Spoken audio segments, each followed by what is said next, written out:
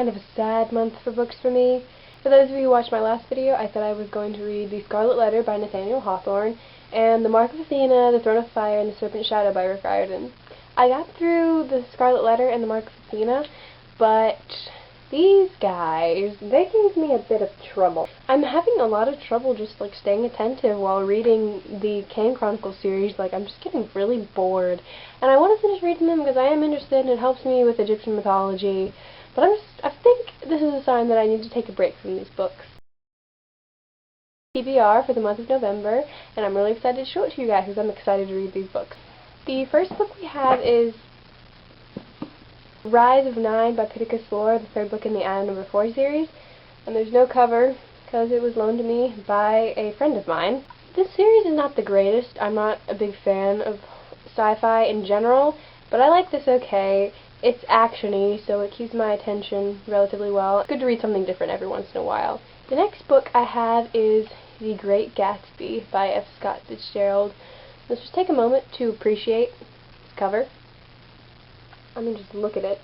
That is what you call a book cover. My AP English class is going to be reading this in January, I think, and we might take a field trip to go see the movie when it comes out in theaters. But a theater troupe where I live put on The Great Gatsby, so we decided to go see that since we're going to be studying it, so I already know what happens. But I wanted to go ahead and read the book. The language in here is gorgeous.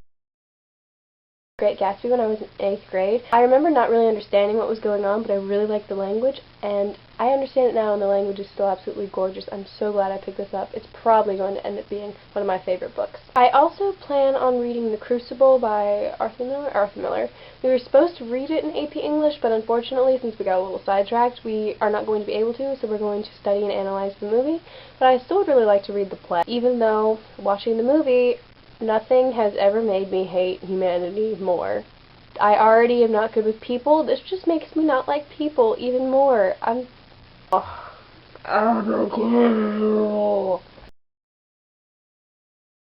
Library since the movie is coming out in February, and I always like to read books when they're made into really popular movies. So I'll be picking that up. Also, my school is having a book club for it, so I'd like to pick it up.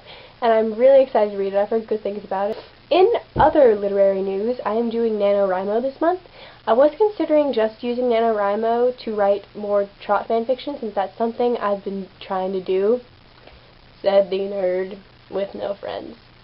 But then I reconsidered when I was watching an episode of Doctor Who, and it was in Depression-era Manhattan, and all of a sudden I just got this idea in the back of my mind for the story in Depression-era Manhattan, and I'm really liking where it's going, so I'll probably be posting a little NaNoWriMo video later.